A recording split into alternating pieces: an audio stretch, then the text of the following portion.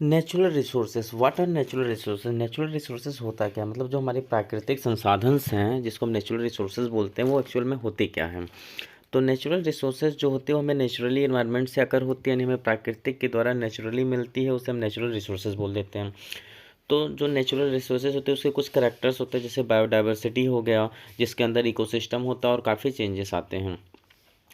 मैं बोल सकता हूँ कि any material which is part of earth and satisfy human need, मतलब मटेरियल का वो पार्ट जो अर्थ पे है और उसकी वजह से जो ह्यूमन है उनकी नीड सेटिफाइज हो रही है, यानी उनकी ज़रूरत जो है वो सेटिस्फाई हो रही है, और उससे कुछ वैल्यू है, ताकि रिसोर्सेस हैं, यानी जो कंपोनेंट है उसकी कुछ वैल्यू है, और उसे हम रिसोर्सेज बोल देते हैं। मतलब वो सारी ज़रूरतें अर्थ से जो ह्यूमन को मिल रही हैं, या ह्यूमन उन संसाधनों का संग्रहण कर रहा है, या उन संसाधनों का प्रयोग कर रहा है, या उन चीज़ों का प्रयोग कर रहा है, उसे हम संसाधन कह देते हैं। यानी पृथ्वी पे वो प्राकृतिक चीज़ें, अर्थ के पर वो प्राकृतिक चीज़ें, वो नेचुरल रिसोर्सेज जिनका मानव या ह्यूमन ह्यूमन प्रयोग में ले रहा है, उसे हम नेचुरल रिसोर्सेज बोल देते हैं। जैसे rock, minerals, soil, river, plant और एनिमल। ह्यूमन रिसोर्सेज को डेवलप करता है अपने स्किल्स के अकॉर्डिंग, क्योंकि अकॉर्डिंग टू नीड और according to physical material human body daily की चाहता है कि कुछ नई चीज़ें या कुछ नए इक्विपमेंट बना सकें। इस वजह से वो क्या करता है कि जो भी रिसोर्सेज होते हैं उनको कुछ सिस्टमेटिक डिज़ाइंस दे देता है, ताकि वो देखने में और ज़्यादा अच्छे और सुंदर लगें, या उनका और ज़्यादा प्रयोग हो सके। जैसे कुछ हेरिटेज जहाँ पे लोग खींचे चले जाते हैं, या कुछ नेचुरल वादियाँ जो होते हैं उसमें लोग खींचे चले जाते हैं, तो इसका रीज़न ये होता है कि वहाँ पे जो नेचुरल रिसोर्सेज थे उसको ह्यूमन बीइंग ने थोड़ा मॉडिफाई करके कुछ अपने तरीके से उसमें बदलाव कर दिया है। वैल्यू ऑफ नेचुरल रिसोर्सेज क्या होता है भाई? देखो, इकोनॉमिक वैल्यू होती है, यानी प्रोडक्शन थिंग्स होती है नेचुरल रिसोर्सेज के, जैसे इकोनॉमिक्स होती है। लीगल वैल्यू होती है, जैसे क्लीन एयर मिलता है, फ्रेश वाटर मिलता है, healthy animal and human being होते हैं। एस्थेटिक वैल्यू होती है, जिसमें ब्यूटी ऑफ विलेज होता है, रोड होता है, पॉन्ड होता है, और देयर एग्रीकल्चर फील्ड होता है। अब टाइप ऑफ जो रिसोर्सेज हैं वो टू टाइप के हैं, एक बायोटिक रिसोर्स है, दूसरा एबायोटिक रिसोर्स है। तो अगर हम बायोटिक रिसोर्स की बात करते हैं तो इसमें क्या होता है कि वो रिसोर्सेज जिसमें लिविंग नेचर में हो, जैसे फॉरेस्ट हो सकता है, एनिमल हो सकता है, ये दोनों के दोनों लिविंग नेचर में होते हैं। और अगर एबायोटिक रिसोर्सेज की बात करते हैं तो ऐसे रिसोर्सेज जो नॉन लिविंग हो, एग्जांपल के लिए एयर हो सकता है, वाटर हो सकता है। एयर और वाटर क्या होते हैं? नॉन लिविंग कंपोनेंट्स हैं। कुछ अदर रिन्यूएबल रिसोर्सेज होते हैं, जैसे सनलाइट है हमारा, जो कि क्या होता है कि हमें फिर मिल जाता है। तो ये क्या था? रिवर्सिबल नेचर का था। और कुछ एबायोटिक फैक्टर जो होते हैं हमारे नेचुरल रिसोर्सेज के, वो हैं वाटर हैं, एनिमल्स लिविंग वाले हैं। अब फॉरेस्ट क्या होता है? हमारे नेचुरल रिसोर्सेज का लिविंग कंपोनेंट है। तो फॉरेस्ट के अंदर क्या होता है कि बहुत सारे प्लांट्स होते हैं और उसमें एनिमल रहते हैं। सेकंड क्या है? Solar light. सोलर लाइट क्या होता है कि आज के टाइम पे हमारा जो लाइट इलेक्ट्रिसिटी सिस्टम है वो सोलर सिस्टम पे मोस्टली बेस हो रहा है टेक्नोलॉजी के अकॉर्डिंग, क्योंकि आने वाले समय पे हम ये सोच के चल रहे हैं कि अगर जो हमारे रिसोर्सेस है वो ख़त्म ना हो और हमें लाइट मिलती रहे, तो इस वजह से हम क्या कर रहे हैं, सबको सोलर लाइट से कनेक्ट करवा दे रहे हैं। सॉयल लैंड रिसोर्सेज से हम क्रॉप को ग्रो कर सकते हैं। वाटर रिसोर्सेज से हम इरिगेशन करवा सकते हैं और फ्यूचर के लिए पानी को इकट्ठा कर देते हैं, ताकि फ्यूचर में नीड हो वाटर की तो सप्लाई कर सकें, क्योंकि वाटर भी जो है हमारा, जो प्योर वाटर है वो बहुत कम है। इस वजह से इसको हम रिवर्सिबल करके यूज कर रहे हैं अदर स्टेट्स में। एनिमल्स हमारे जो हैं वो हमारे इकोलॉजी के लिए बहुत ही इम्पोर्टेंट पार्ट्स हैं। एनिमल्स जो हैं उनसे हमें बहुत सारी चीज़ें मिलती हैं, जैसे ऊल मिल जाता है, फर मिलता है, एग, मीट एक्सेट्रा मिलता है। तो ये जो एनिमल्स होते हैं ये हमारे लिए बहुत हेल्पफुल हैं, और साथ के साथ हमारे फ्यूचर में आने वाली जनरेशन के लिए बहुत हेल्पफुल है, क्योंकि अगर ये डिक्लाइन होते हैं तो हम डिक्लाइन हो जाएंगे, तो हमें इससे बचने के लिए इसकी रिक्वायरमेंट होती है। अब इनका जो यूज़ है वो क्या है, तो डिफरेंट पर्पस के लिए हम डिफरेंट चीज़ों का यूज करते हैं।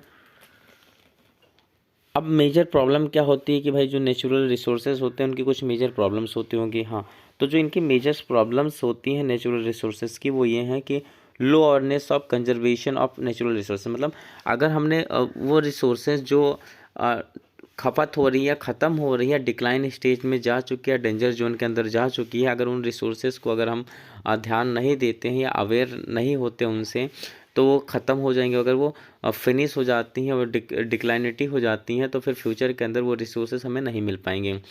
दूसरी explanation of living resources for economic gain, मतलब एक्सप्लेनेशन करवाना ताकि इकोनॉमिक गेन होता रहे रिसोर्सेज का। तीसरा, value and knowledge about the species and ecosystem adequately know, मतलब हमें जो भी स्पीसीज़ है या जो भी लिविंग ऑर्गेनिज्म हैं उनके बारे में, जो लिविंग ऑर्गेनिजम्स हैं या जो स्पीसीज़ हैं उनके बारे में हमें नॉलेज होना चाहिए। उनके इकोसिस्टम, मतलब जो स्पीसीज़ है वो पर्टिकुलर स्पीसीज़ की हैबिटेट क्या है, वो सर्वाइव कहाँ कर सकती है, उसके लिए इन्वायरमेंटल कंडीशन क्या होनी चाहिए, तो ये सारी इन्फॉर्मेशन होनी चाहिए, नहीं तो फिर वो रिसोर्सेज क्या होती हैं और डिक्लाइन होने लगती हैं।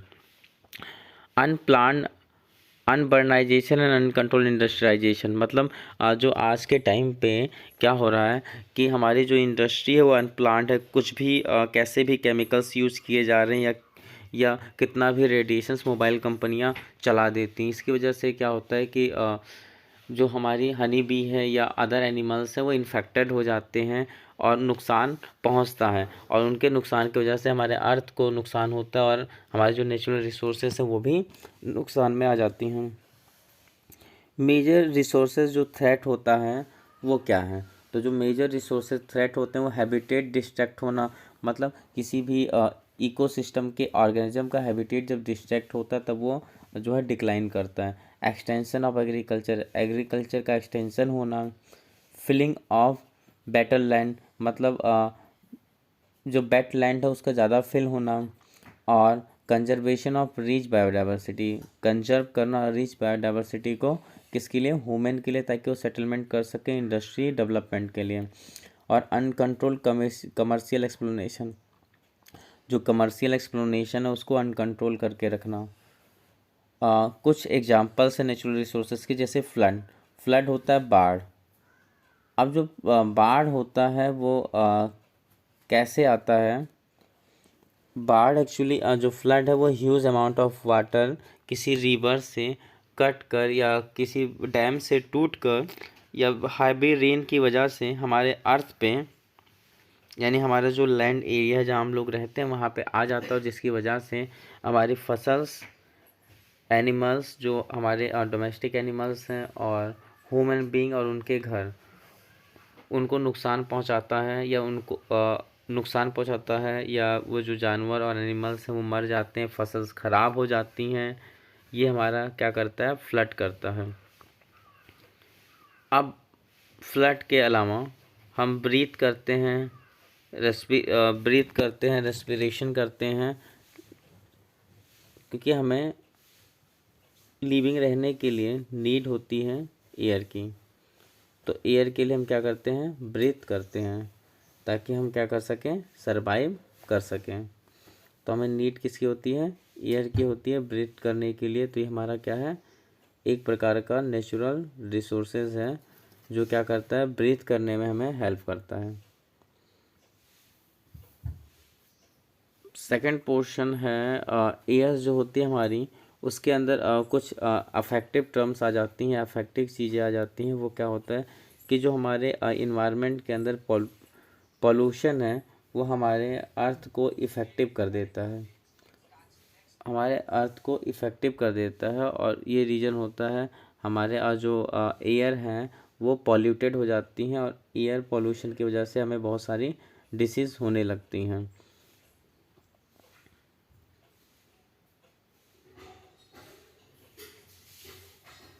और एयर जो हमारा वो मेजर कंपोनेंट है एटमॉस्फेयर का, जिसके पास सबसे least amount of carbon dioxide होती है, पर हमारे जो इन्वायरमेंट है उसमें कार्बन डाइऑक्साइड की क्वांटिटी बढ़ जाती है। रीज़न क्या होता है कि हमारे पास बहुत सारे व्हीकल्स होते हैं और व्हीकल्स की वजह से बहुत सारा कार्बन डाइऑक्साइड रिलीज़ होता है। और movement of air by wind, wind appear करते हैं, मूवमेंट। सेकंड होता है रेन। रेन क्या करती है, बारिश बहुत ज़्यादा करवा देती है, जिसकी वजह से रेनफॉल या फिर जो है बारिश ज़्यादा होने लगती है, उसकी वजह से फ्लड आने के चांसेस ज़्यादा बढ़ जाते हैं। और एयर पोल्यूशन, एयर पोल्यूशन होता है कि एयर के अंदर कुछ केमिकल्स या फिर गैसेस इन्वॉल्व हो जाती हैं जो हमें नीड नहीं है, और जिसकी वजह से हमारी बॉडी को हार्मफुल इफ़ेक्ट पड़ता है, उसे हम एयर पोल्यूशन बोलते हैं। कई बार कुछ इंडस्ट्रियल गैसेस होती हैं जो आसपास बहुत हार्मफुल होती हैं और वो लगा दी जाती हैं, और उसकी वजह से क्या होता है, हमारी जो नॉर्मल एयर है या जो हमारी फ्रेश एयर है, जिसे हम नॉर्मल एयर बोल रहा हूँ, जो हमारी फ्रेश एयर है वो अफेक्टेड हो जाती है। तो ये कुछ रीजंस थे एयर पोल्यूशन के, जहाँ पे एयर पोल्यूशन होता है। तो एयर पोल्यूशन की वजह से जो पार्टिकल्स होते हैं वो एयर के अंदर आ जाते हैं और पॉल्यूशन क्रिएट कर देते हैं।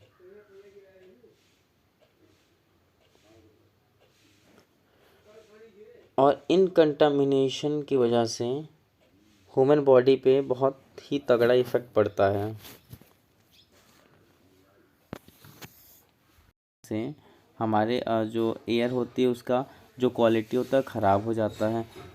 तो इसको पॉल्यूशन कैसे, जैसे कुछ लोग सिगरेट पीते, स्मोक करते हैं, एसिड रेन हो जाती है, ग्रीन हाउस गैसेस होती है, ये सब इंडोर और आउटडोर पॉल्यूशन के कारण है। कॉजेस क्या होता है कि जो नेचुरल सोर्सेज होते हैं, जैसे स्मोक हो गया, वाइल्ड फायर हो गया, वल्केनो हो गया, मीथेन हो गया, डस्ट हो गया, ह्यूमन की वजह से पावर प्लांट हो गया, ऑटोमोबाइल हो गया, फ्यूल हो गया, बर्निंग वुड हो गया, तो इन सबसे पोल्यूशन क्रिएट होता है। और हाई लेवल पोल्यूशन क्रिएट होता है carbon dioxide, carbon monoxide, sulphur dioxide और नाइट्रोजन डाइऑक्साइड से। अब ये जो सारे के सारे इफ़ेक्ट हैं, इनकी इनकी वजह से ह्यूमन बॉडी पे इफ़ेक्ट पड़ता है, यानी क्लाइमेट पे इफ़ेक्ट पड़ेगा, हेल्थ पे इफ़ेक्ट पड़ेगा, इकोनॉमी पे इफ़ेक्ट पड़ेगा, इन्वायरमेंट पे इफ़ेक्ट पड़ेगा, इकोसिस्टम, फॉरेस्ट, एग्रीकल्चर, इन सब पे इफ़ेक्ट पड़ता है। अब अगर इसको हटाना है तो हमें क्या करना पड़ेगा, long been serious problem in the world, मतलब एयर पोल्यूशन जो है बहुत बड़ी प्रॉब्लम है अर्थ पे, जो कि पूरा ग्लोबलाइजेशन झेल रहा है इस प्रॉब्लम को, और विदाउट एयर हम सस्टेन नहीं कर सकते हैं, और ये स्प्रेड है थ्रू आउट। तो इसको हटाने के लिए या इसको कम करने के लिए हमें क्या करना होगा कि जो हम मोस्टली अपनी प्राइवेट गाड़ियों का यूज़ करते हैं, उसकी जगह पे हम अगर पब्लिक ट्रांसपोर्ट का यूज़ करें, जो पेरोल होता है, यानी हमारे आसपास जो खेत होते हैं उसमें बची हुई चीज़ों को हम जला देते हैं, जलाने के बजाय उसको हम दबा दें, या फिर दीपावली वगैरह पे जो क्रैकर्स बहुत ज़्यादा जलाते हैं हम या बर्न करते हैं उसको कम कर दें। तो ये कुछ कंडीशंस हैं जिससे हम क्या कर सकते हैं, अपने एयर की क्वालिटी को मेंटेन कर सकते हैं, जो हमारे आसपास की एयर है उसकी क्वालिटी मेंटेन हो जाए। हमें प्लांट को ज़्यादा से ज़्यादा ग्रो करना चाहिए ताकि हमारी जो एयर है वो प्यूरीफाई हो सकें।